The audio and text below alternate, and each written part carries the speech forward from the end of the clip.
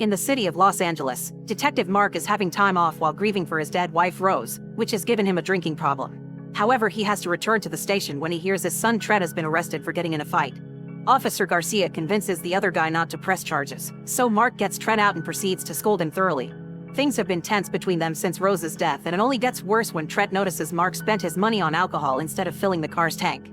They decide to take the subway instead, and on their way there, Trent leaves some money for blind hobo Sarge.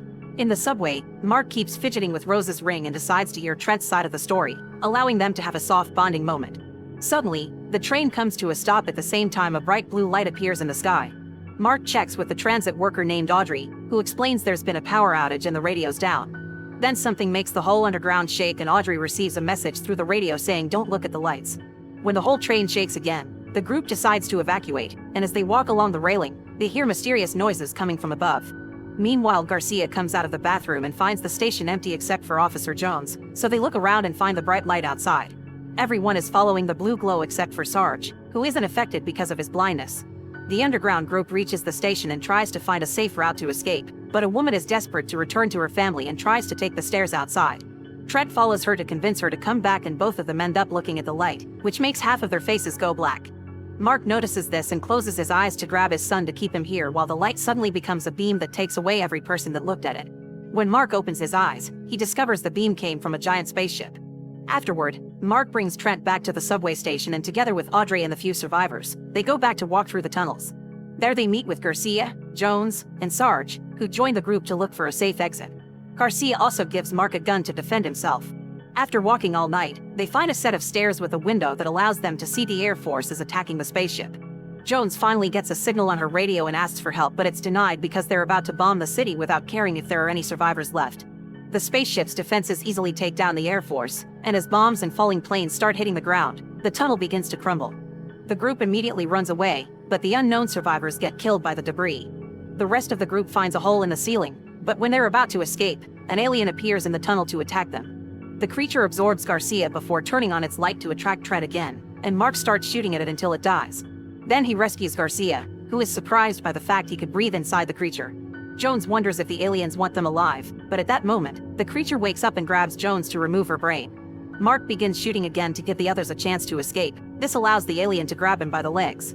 Thankfully, Audrey has an emergency flare with her and tosses it to Mark, who uses it to make the creature step back. Afterward, he puts it inside the gas tank of a car that fell into the hole, so when the creature tries to follow the group as they escape, the car explodes and kills it. Now they're outside, they can see the spaceship sending a giant alien after them. The group begins to run away, but the alien is too close, so Garcia stays behind to buy his friends some time. Unfortunately, his bullets do nothing, and the alien absorbs him with its tentacle. Mark, Trent, Audrey, and Sarge notice there are helicopters in the area and try to get their attention, but the giant alien suddenly blocks their way and shoots the helicopters down. Then the spaceship's lights begin taking the group away, and since it can't take Sarge, the alien picks him up manually.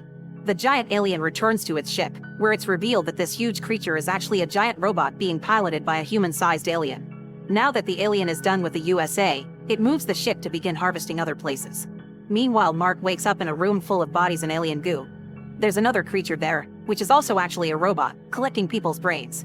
Mark dodges the tentacles to try to find Trent, and when he shoots at the robot, the alien captain notices him on his sensors and turns on the beam again. All the bodies are taken away except for Mark, whose head is grabbed by the robot to try to get his brain. Mark immediately shoots the tentacle and falls in a current of water that is being expelled from the ship.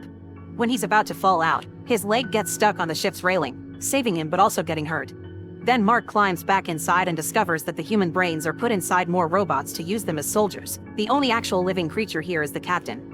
Unaware Jared is following him, Mark makes his way further inside, coming across rotting bodies and eggs hanging from the ceiling that seem to have babies inside. Suddenly, Mark is attacked by one of the tentacle robots, but he's saved just in time by Jared, whose eyes are red instead of blue like every other light here. There are more enemies coming, so Mark follows Jared into another room as he explains he wants to find his son. Jared cauterizes Mark's leg before taking him to see Elaine, who is 3 months pregnant yet she's about to give birth. Elaine explains that when she first saw the light, she instantly became pregnant. On the other hand, her husband Jared became stronger every time he looked at it, allowing him to become immune. When the alien put his brain in a robot, Jared retained his sense of self. The alien usually takes the babies right from their bellies, but Jared saved her from that tragic end. Mark helps Elaine give birth to a healthy baby girl, but unfortunately Elaine dies in the process. Jared accepts to help Mark find Trent in exchange for Mark getting the baby out of the ship safely. Neither of them notices the baby can make her eyes glow red. Meanwhile, Trent and Audrey wake up to find themselves hanging from some vines on the ceiling. Trent manages to get the other flare from Audrey's pocket and cuts her vine. Then he grabs Audrey and throws her on the stairs. He jumps after her and together they start making their way down, only to discover Sarge is hanging from a vine too. After Jared and Mark leave the room, the captain finds Elaine's body and begins tracking the baby. Jared first takes Mark to the armory, where he provides him with an alien weapon that connects directly to his arm's nerve cells.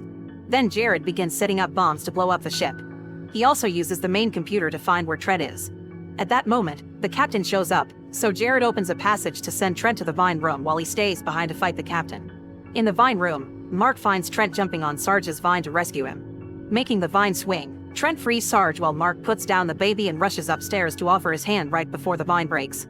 Trent holds onto Mark's hand, but the robot's tentacles are stronger and sadly they drag Trent away to steal his brain and throw his body into the pile. Another tentacle grabs Audrey, so Mark jumps on it and cuts it with the alien blade Jared gave him. Audrey makes it safely to the floor and the robot falls on top of Mark, but he uses the blade to finish it off. In the meantime, the captain overpowers Jared and leaves him for dead. Jared is only pretending and reveals he still has a bomb in his hand.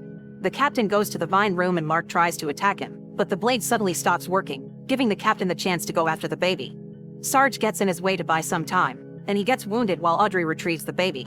As the captain turns to go after her and Mark, Jared finally activates the bombs and the ship explodes, crashing in rural Laos. The crash is seen by siblings Sua and Kanya, who work with a cartel group. There are cops in the area trying to stop the alien robots but also looking to arrest cartels, so Sua kills one off while Officer Juana is busy destroying the robot with a flamethrower. The siblings approach the ship and find one of the eggs on the ground, which Kanya puts away in her bag. Mark, Audrey, and the baby have landed safely thanks to the alien goo. Sarge is also alive but barely hanging in there because of his wound. While the group leaves the ship by jumping into the river, the captain also wakes up alive and begins working on making more robots with human brains. One of these is Trent, who sees his memories for a second before the programming takes over.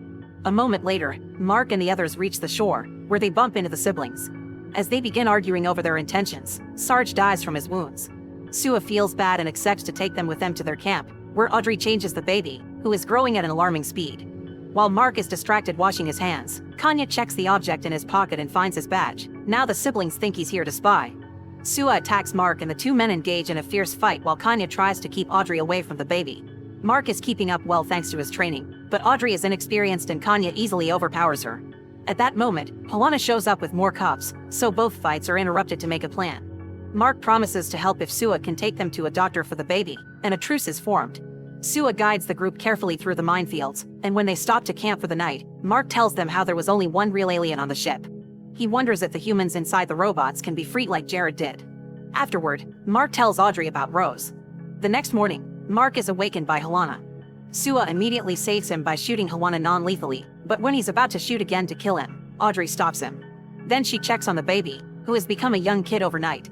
The group leaves with Juana as their prisoner and they make it to an ancient temple, underneath which the cartels have set up their hideout. Juana is locked in a cell and the kid is taken to Dr. Harper, who confirms the child is burning with fever. Harper proceeds to run some tests while Mark wonders if he can trust this place. Sua shows him this was built during the war to defend themselves from the American attacks, so if they can survive the USA they can also survive aliens. Moments later, Harper announces the child isn't really human. Kanya runs away in panic and leaves her bag behind, allowing Harper to find the egg. When Kanya tries to take the kid away for being the enemy, the others stop her, and Mark tells her about the experiments he saw, meaning the child's also a victim. Afterward, Harper gives a full explanation. The kid's constant growth has depleted her entire system, and she's about to shut down. She needs a transfusion, but Harper doesn't think any of them are compatible. Mark shows him his arm and tells him about the weapon that was connected to his body, so they decide to try with his blood. The next morning, the kid is healthy and well. She's also grown even more. Using the egg Kanya found, Harper runs more tests and discovers the blue light that brainwashes their brains is biologically compatible with human DNA. He thinks the aliens planted humans here on Earth as a crop, and every couple of millennia they come back to harvest. However, they didn't take evolution into account. Using the egg and the kid's blood, Harper develops a serum to be put inside the beam cannon, and the modified light will free all the robots from the mind control. The group begins arming themselves for the incoming fight, and Audrey and Kanya go outside to set up some traps. At that moment, the captain sends a giant robot to attack Audrey. Kanya activates one of the traps, but the bomb is just a scratch for alien technology, so she gets its attention by shooting at it. Then Kanya runs into the minefield, and as the alien follows her, it activates one of the mines. This explosion does more damage, but it's still not enough to destroy it. Kanya steps back and accidentally walks on a mine. Knowing there's no way out, she uses her radio to say goodbye to her brother, and when the robot comes close enough, she removes her foot. The mine explodes and brings them both down. The explosion has given away their location, and the captain begins flying the ship toward the temple. Mark thinks they should leave, but Sua explains his people will never stop defending the tunnels. Seeing as the chances are low anyway, Mark asks for the serum so he can try to put it in the cannon while everyone keeps the alien busy fighting. The cartels begin setting up traps all over the tunnels and Mark leaves the child with the civilians in a room at the back. Mark manages to leave the hideout right before the alien robots begin coming down the tunnels. The explosives do quite a lot of damage, and the cartels finish the robots off with their firearms. Then Sua gets ready to start a fire by the entrance, but an alien surprises them by entering the tunnel through a hole it makes in the ceiling. The alien kills a bunch of people before it finds Sua, who fights it and guides it back to the entrance so he can defeat it by setting it on fire. Since so many fighters died, Sua frees Hawana to ask him to fight too. Then all the survivors begin evacuating through a hidden tunnel. Meanwhile, Mark sneaks around the temple and enters the spaceship through a back door. Remembering what Jared did, Mark opens a tunnel on the wall and takes it to reach the cannon room. This is seen by one of the many guards. At that moment, the cannon sends a light out to try to brainwash the survivors that are coming out, but everyone remembers to close their eyes. The child doesn't because she can defend herself by making her eyes glow red. One of the cartels shoots a rocket at the light to destroy it, but before everyone can escape, another giant robot appears piloted by the captain and begins destroying the place. Everyone begins to fight the army of robots that arrives with the giant one, and when one of them is about to reach Audrey and the kid, Harper gets in its way to save them, dying in the process. Inside the ship, the guard finds Mark and attacks him. During the fight, Mark drops Rose's ring, and the sight of it makes the guard hesitate. Mark realizes this is Trent, but since the boy can't completely shake off the control yet, Mark has to push him away into the lower level to save himself. Then he grabs an egg from the mines, injects the serum into it, and throws it into the beam, changing the light color from blue to red. Trent immediately recovers his memories, but before the light can reach the others, the captain uses his robot to break the beam cannon, causing Mark to jump off the ship not to die along with it. Then Mark finds a broken robot and steals its blade so he can join the fight. He, Sua, and Hawana work together to keep the girls safe, and when the captain comes closer with its giant robot, it's suddenly hit by the second one. It's Trent, who has stolen its own giant from the ship. As both giants begin fighting, the captain quickly overpowers Trent. Mark gives Sua the blade before he goes looking for the rocket launcher, which he shoots at the captain's robot to give his son a chance. Sua and Hawana keep on fighting the human-brained robots, but unfortunately Hawana is surrounded and dies. Audrey puts down the kid to help with the fight, but as soon as she turns around, the kid leaves.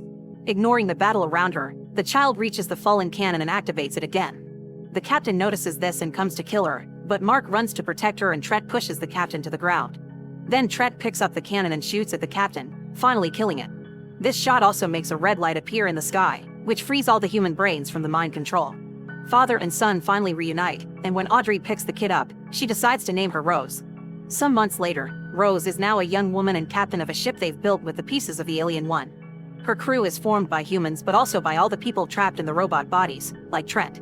Together they're finally ready to fly to the aliens' home planet and stop them from coming back ever again. Make sure to subscribe and turn on notifications so you can watch more videos like this. Thanks for watching.